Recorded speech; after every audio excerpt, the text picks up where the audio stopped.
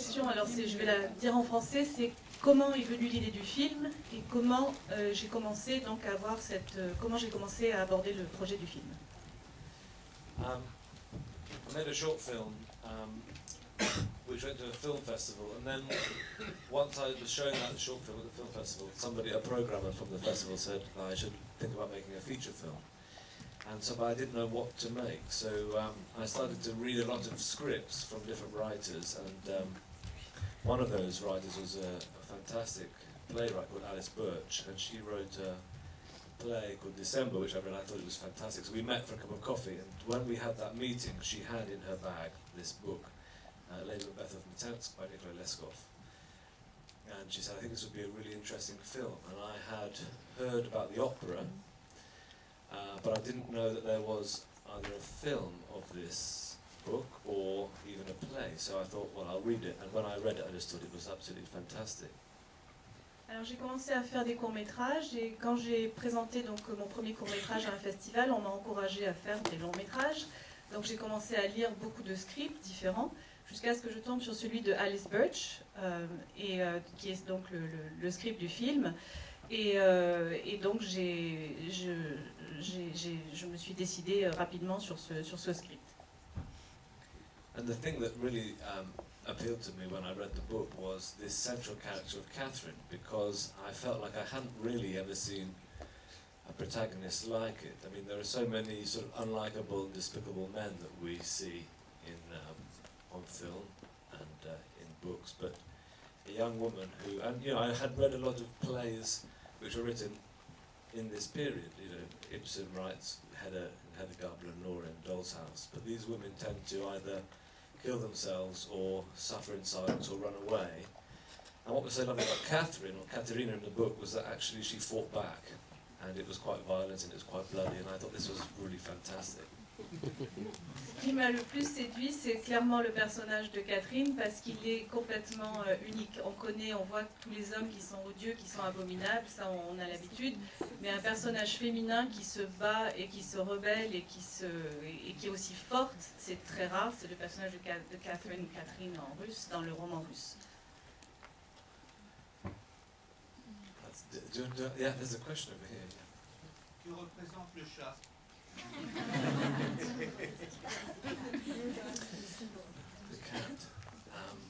The cat's actually become very popular in these Q&As, I have to say.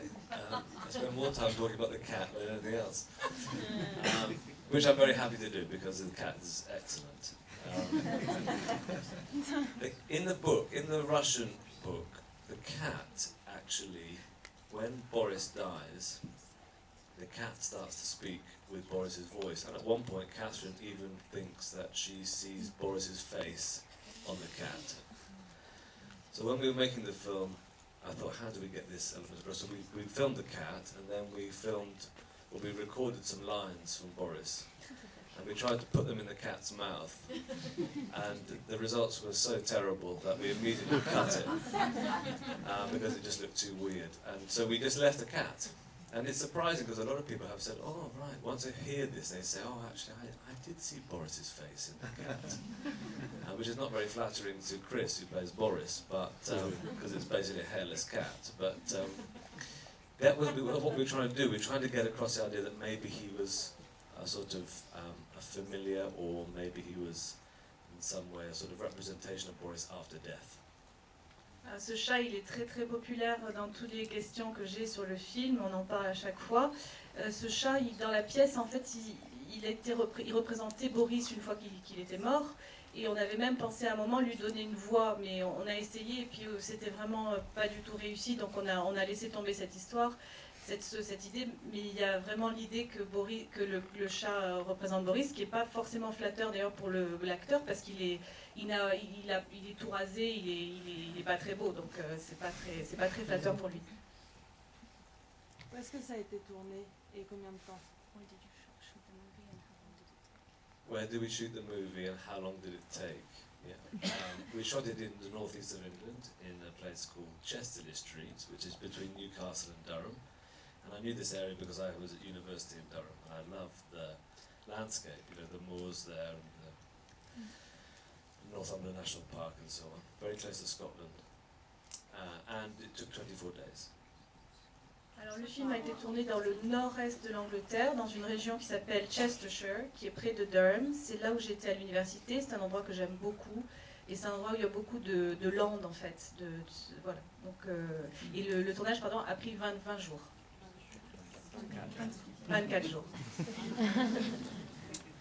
Oui, comment est-ce que vous avez préparé le rôle avec l'actrice principale?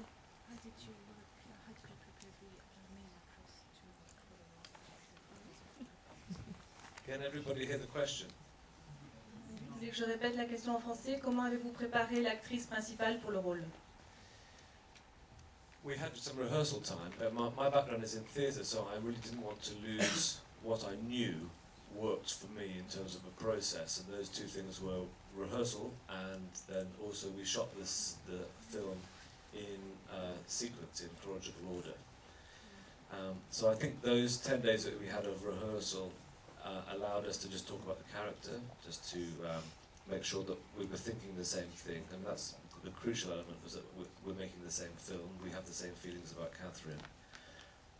And we were able to walk through the whole house the weekend before we started shooting. We were just able to walk through and we didn't play the scenes out full, we didn't go to the sort of full emotional limits of the scene, but we just, allowed the actors to sort of play each scene for themselves in each room. Then we walk down the stairs, and then so all of the stuff at the beginning where she gets dressed and she wakes up and she goes downstairs and she sits there and she gets up, we did all of that, and it just allowed Florence the time to sort of see what it was like, and then the next scene and the next scene. So she at least could then make a map in her mind of where she needed to be emotionally should we go out of order. Alors d'abord, il faut que je vous dise que je suis un metteur en scène de théâtre, donc j'ai l'habitude de travailler beaucoup de répétitions. Donc on a travaillé avec des répétitions et des séquences en ordre chronologique. On a passé un week-end entier dans la maison où est tourné le film, et on a été d'une pièce à l'autre avec Florence pour voir un petit peu là où elle allait trouver ses limites émotionnelles dans chaque pièce. La pièce le matin où elle se réveille, où elle se couche, etc. Et donc comme ça, quand on a commencé le tournage proprement parlé, elle était familiarisée avec ce qu'elle devait vivre et à quel emplacement dans la maison ça se passait. Peut-être je me trompe, mais dans l'époque victorienne, les vêtements sont assez sombres et on voit ce personnage avoir différents types de vêtements et surtout différents types de couleurs. Mais au fur et à mesure que l'histoire évolue, à la fin, elle a des vêtements assez sombres comme le reste de la société. Et donc, est-ce qu'il y a une sorte de répression ou d'ambiance, de répression dans ce personnage à la fin? Correct me if I'm wrong, but I think that in Victorian times people had very dark clothes, and you could see her progression of clothes. I think it starts with brighter colors, but it ends very dark, as if she's being repressed. Is that anything here? It sounds. Well, we knew that, in Victorian England, when somebody dies, you have to wear the mourning weeds. So we knew that Florence or Catherine would be wearing black from about the halfway point of the film. But the difficulty is that these black clothes on a digital camera can often look quite flat. There's a sort of, it's not like film where it captures light in the same way. So the costume designer had to work very carefully to make sure there was texture in the material. So she made some of the clothes out of horsehair, which has a good sort of rough texture, and then there was some grease work into some of the clothes to give it a sheen and so on. And then she was also talking about what kind of blacks, red blacks, blue blacks, green blacks, and then so black became the palette for the rest of the costume. So we thought about, sometimes if you have a crow's feather or a magpie's feather, very often there's a sort of blue element to it, and then there's also the green element, sort of petrol element. And so we thought, well, actually, let's try and make the other costumes blue and green, and then there was a sort of green-red dress that changed with the light. But it all came out of this idea of how we're going to spend so much time wearing black. Alors évidemment, à cette époque, quand on était en deuil, on portait du noir, ça c'est évident. Donc en fait, elle est en noir à partir de la moitié du film. Et le noir, avec une caméra numérique, ça peut paraître assez plat en fait, et ça manque de relief et de texture. Donc on a dû vraiment travailler pour donner du relief à ce noir, et donc on a aussi travaillé des nuances de noir. Comme par exemple, si vous voyez une plume de corbeau, elle est noire, mais elle est bleutée également. Donc on a fait des noirs bleutés, des noirs un peu verts, etc. On a une question sur le fond de la salle, je vais juste donner le micro. Who's speaking? Oh yeah. Hello. Hello. Ok, je vais faire la question en français. Quels ont été les caractères pour le casting? Pourquoi cette comédienne? Et pourquoi cette fin? Quel est le but de cette fin pervers?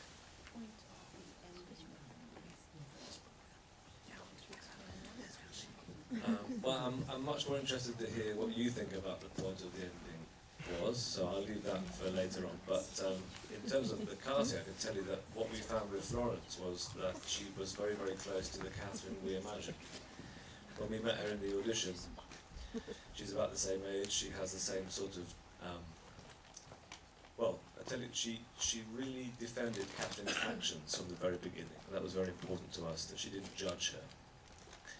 And she, you know, she's a young woman who's going through the same sort of difficulties and problems. I mean, not as extreme as what happens in the film, sure, but, you know, she very naturally found who we, you know, her spirit was absolutely right. You know, she is able to present this young, optimistic, hopeful person at the beginning, and then when she's under pressure, she is able to fight back. She has a real resolve, Florence, and that was very, very important to us, that we didn't meet the killer at the beginning. That we find it as a surprise through the film.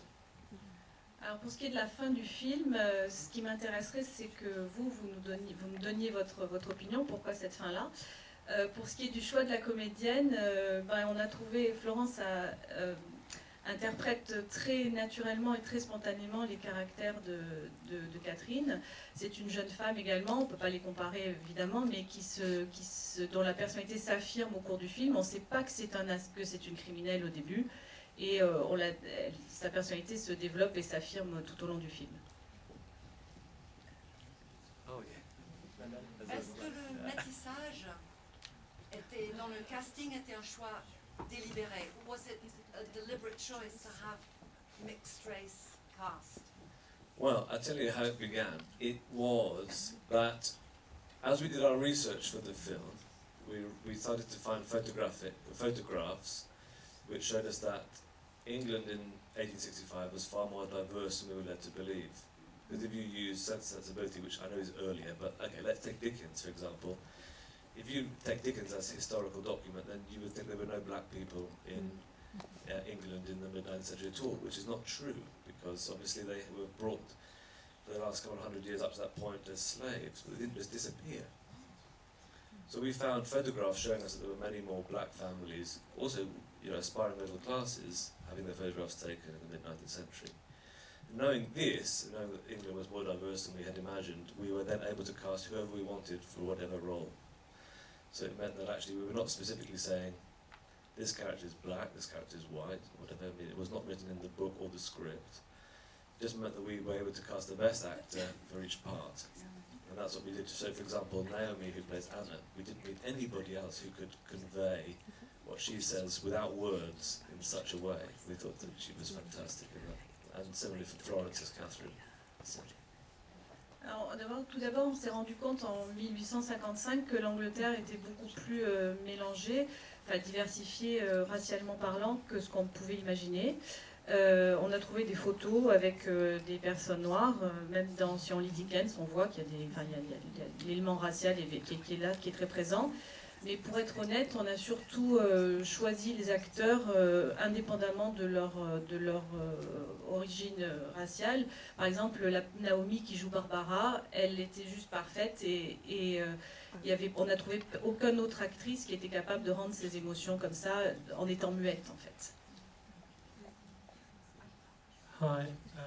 I have a question about the music, because I think that it's pretty absent in your movie. And as far as I'm concerned, I think that, generally speaking, music plays a pivotal role in movies. So, given the fact that I consider it was a deliberate choice from you could you explain me why you used so few musical moments in the movie? I mean, was it a way to make the film look drier, or was it a way to convey a message in a different way? No. Thank you. Je traduis peut-être la question rapidement. Pourquoi cette absence de musique, alors quand on sait que la musique joue vraiment un rôle pivot dans un film, enfin central dans un film? I think it's a little bit of that, yeah. On the austerity of the film, I think we wanted to really capture, and we didn't feel like music was going to help in that sense. But actually, I always felt like I try and avoid music to emotionally signpost or to give a sense of emotion, which I think can be achieved with the performance and with the edit. So actually, I thought, let me start it in that place. Let's see whether we can get the emotions through the performance, and then also with the cut, you can change pace and you can change tone, and if we can make it feel like we are focused on the performance in the scene without needing music to help us, then I thought that would be a good place. So we then tested it after we had made a few edits, and we kept saying, do we need music? Is music going to really help this? And actually most people that we showed it to said, no, it doesn't, it won't assist it, I mean, I'm a big fan of musical score. I love score in films, but with this it just felt right that we were actually getting what we needed without using music. And I just want to underline those three moments, those three key moments of the three murders. And I think that actually that sparseness helped. If there had been music throughout, maybe they wouldn't have been so poignant, those beats. Oui, clairement, l'absence de musique liée à l'austérité du film. J'essaie d'éviter d'avoir un espèce de sous-titrage émotionnel avec la musique, d'utiliser la musique à cette fin. Donc mon parti pris était de laisser les émotions s'exprimer sans utiliser la musique. Et j'ai voulu garder les trois moments forts qui sont les trois meurtres, justement sans avoir recours à la musique.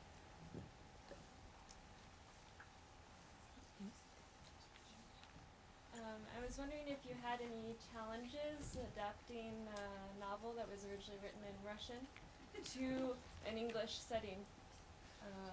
Je voulais demander comment est-ce que vous avez rencontré des défis ou des difficultés à adapter les films d'un contexte russe, ou le roman original d'un contexte russe à un contexte anglais.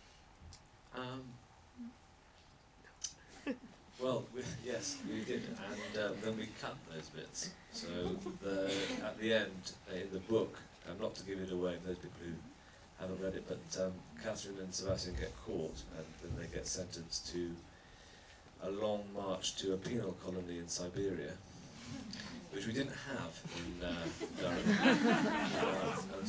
And also we wanted to change the end because we wanted to have a more satisfying ending for Catherine, that she should win, even though that victory is essentially a hollow victory. But we otherwise it sort of works in terms of the social relationship, the class system, the idea of we don't have serfs at that time, but we had sort of the working class and so on. I guess more or less the sort of marital situation was the same. Women were owned by their husbands until 1870, which we thought was very important for Catherine in terms of her struggle. And I guess law and order in terms of the punishment that would happen was the same. So yeah, more or less it sort of worked, just that last bit. Oui, alors évidemment, si je vous dis la fin du livre, que Catherine et Sébastien sont emmenés vers un camp en Sibérie, et forcément, oui, là on n'a pas pu le mettre en scène dans le film, enfin on l'a pas rendu dans le film évidemment, mais sinon il y a beaucoup de similarités quand même. On n'avait pas les serfs comme en Russie, mais on avait quand même des employés de maison, et puis les femmes étaient quand même généralement la propriété de leur mari, ça c'était également un élément semblable. Donc il y avait effectivement des similarités qui nous ont permis de le transposer assez facilement. Did you have any surprises by the way the actress did the character that you thought before? Surprises? Yeah, no, I mean, constantly, yeah. I mean, with all of the actors, they were doing things, I mean, good surprises. I mean, because the bad surprises aren't in the film, they're the ones we've cut. But yeah, I'd like to create an environment where actors feel free to improvise. You know, so as long as we have the thoughts that are very, very clear, and we know what they're trying to achieve, what their sort of objective is, then they can decide how they want to get there, basically. And we just try that. You know, we didn't have very much time to do that with 24 days, but at least they're free to explore, because that's ultimately what I want. I want to use the actor's imagination rather than telling them exactly what to do. But I think the actors were surprised in certain moments, and that was what we caught on camera. I mean, Florence was definitely surprised when the horse fell over. I mean, for sure. She didn't expect that to happen, and I think we captured the moment of that. But otherwise, yeah, I mean, I didn't try and trick the actors to give it a surprise, if that's what you mean. I didn't sort of try and play games in that way. Oui, des surprises, j'en ai constamment parce que j'essaie de laisser les acteurs s'exprimer eux-mêmes et j'essaie de les laisser avoir libre cours à leur imagination. Évidemment, on n'a gardé que les bonnes surprises, les mauvaises, on les a pas gardées. Sur le film, évidemment, on les a coupées au montage. Je pense qu'un des exemples, c'est quand Catherine voit le cheval se tomber. Là, on voit vraiment dans son visage qu'elle a été étonnée par la scène. Mais je ne joue pas de jeu avec eux, je n'essaie pas de les mettre dans des situations pour qu'ils se révèlent, pour qu'ils révèlent quelque chose à l'intérieur d'eux. Je les laisse simplement se révéler eux-mêmes dans le film. Yeah, I was wondering, does this young actress, did she already have an experience, or was it her first experience in a feature? This was Florence's first lead role. She was 19 when she made this film. I'd seen her in a film called The Falling, directed by Carol Morley, and she played a part for about half an hour in that as a supporting role. She's amazing. She's very good, isn't she? Yeah. I think she's going to be. She's now shooting with Dwayne Johnson, The Rock. So we have to say goodbye to her. Should have worked. What It's called Fighting with My Family. It's a film about the wrestler Paige, somebody, WWE. So. Quite good to go from this to playing a wrestler. I mean, it's quite good. Oui, c'est son premier rôle principal. Elle avait 19 ans au moment du tournage. Elle avait fait...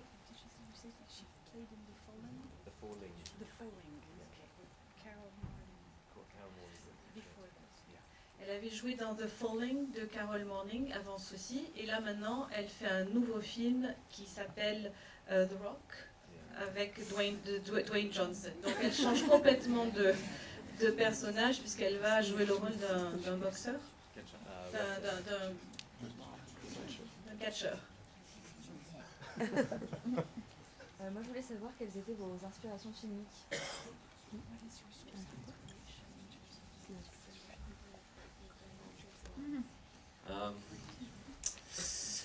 Well,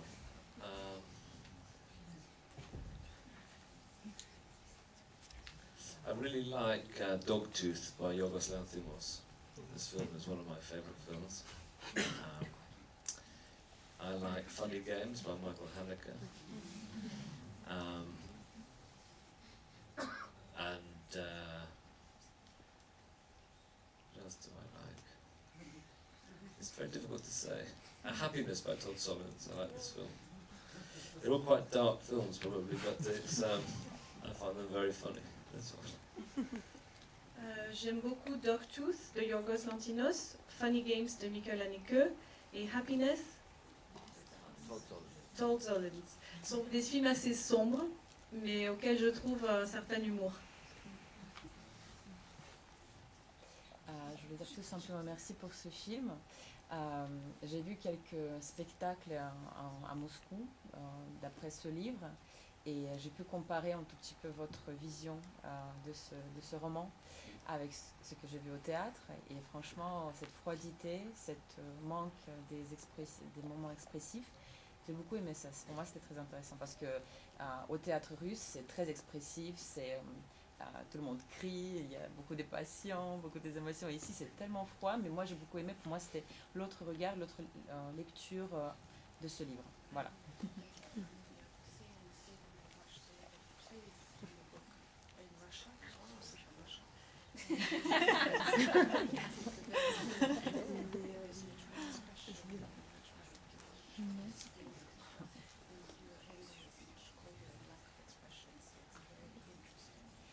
Et peut-être que la question c'est pourquoi cette froidité, juste un peu plus d'explication. Well, yeah, I don't know. I think there's a general fear in the UK of what we would call, well, like melodrama is a dirty word. You know, this is like you never want to. I think it can be there's some very, very good melodramas, but I think that every actor is afraid of sort of histrionics. Basically, I would say that's probably what they don't want to.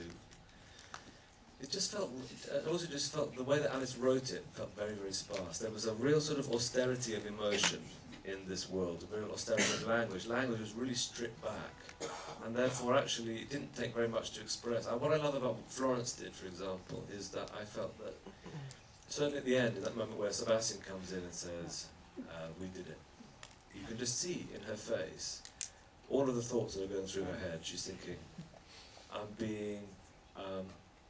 he's breaking up with me in public, and I can't reveal what I truly feel. He's also confessing to the crime, and I have to now think very quickly how I'm going to get out of this. And then I also have to work out what I'm going to do to save my life in this situation. But I feel like you can see all of those thoughts going on. And so in a way, it was clear. And this is something I've learned going from theatre to film, is that on theatre you would need to show that through the whole body. And I think most of the time that your actors trained to actually show that sort of emotional life through the whole body, but with this, your camera is here, you know, so actually you want to just be able to, if the thoughts are clear, I think it just transmits. Le mélodrame en Angleterre, c'est pas très bien vu, donc c'est peut-être ça le parti pris d'austérité.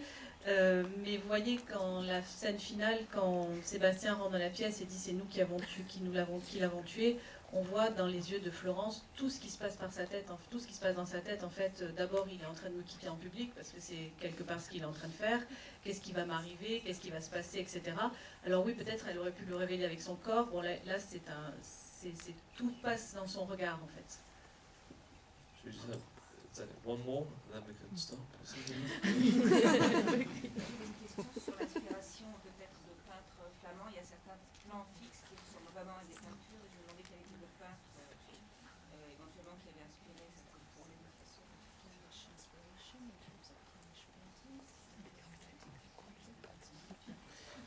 It's Flemish via William Hammershoy, who's a Danish artist who was painting it in this period. And what I loved about his paintings, well, he loved Vermeer, for example, so he studied a lot of Vermeer's paintings. They weren't contemporaneous with each other, but he studied Vermeer. But Hammershoy's paintings are usually, most people probably know them, but they usually are like an empty room, very, very sparse, but they have a real beautiful light that comes through the windows, very cold, clear, sort of Northern European light. And there's usually very little furniture in the room, and there's usually a central female character wearing black, and usually she's facing away from the viewer. And so that she doesn't have a face, and her face is hidden from the viewer. And I thought this was very interesting because actually the character that you see in the painting is robbed of personality. And I felt like actually this is what the men are doing to Catherine in the story.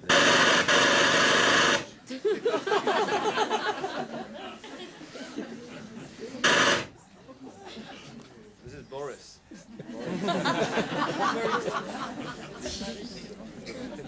I think it's time to stop. I said, yeah, about 2 minutes. I'll be really quick. But essentially, I thought that what was interesting with these paintings was that these women were robbed of personality in the same way the men in the film robbed Catherine's personality. And so we used those paintings as a real inspiration for our sort of composition. Oui, tout à fait. J'aime beaucoup le peintre William Oldroyd qui s'est inspiré de Vermeer. Et j'ai toujours cette image d'un tableau flamand avec une lumière froide qui rentre par la fenêtre et un personnage en noir dont on ne voit pas le visage. Et c'est une image pour dire qu'on a volé la personnalité de Catherine et les hommes lui ont volé sa personnalité en fait. C'est comme une personne qui n'a plus de visage. Thank you very much for coming to see the film.